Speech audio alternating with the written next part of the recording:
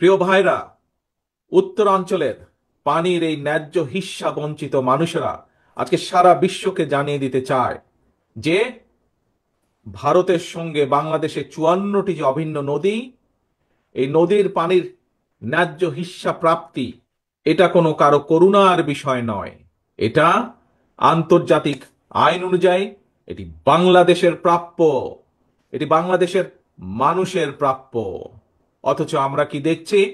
আন্তর্জাতিক নদী আইন, তিস্তা নদীর পানির ন্যায্য পাওনা আদায়ের জন্য আজকে আমাদেরকে আন্দোলন করতে হচ্ছে। বাংলাদেশের মানুষকে তথা উত্তরাঞ্চলের মানুষকে আজ আন্দোলন করতে হচ্ছে। এই পানি বন্টন নিয়ে আমাদের প্রতিবেশী দেশ বাংলাদেশের মানুষের সাথে অপ্রতিবেশীমূলক আচরণ করেই চলেছে।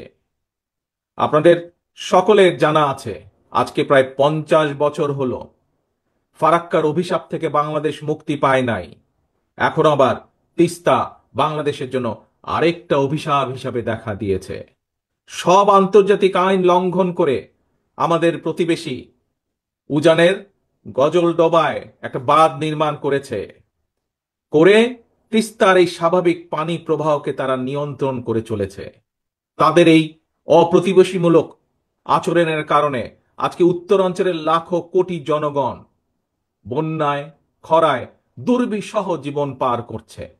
পানির অভাবে তিস্তার বুকে আজকে ধু ধু বালুচর।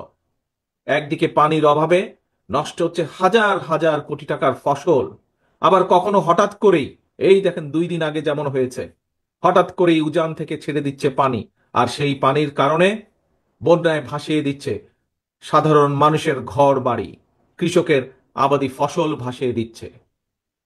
প্রত্যেক বছর এই বন্যার কারণে বলা যায় প্রায় সময় বন্যার কারণে এমনকি কোনো কোনো সময় বছরে 3বারও বন্যা হয়েছে এই অঞ্চলে।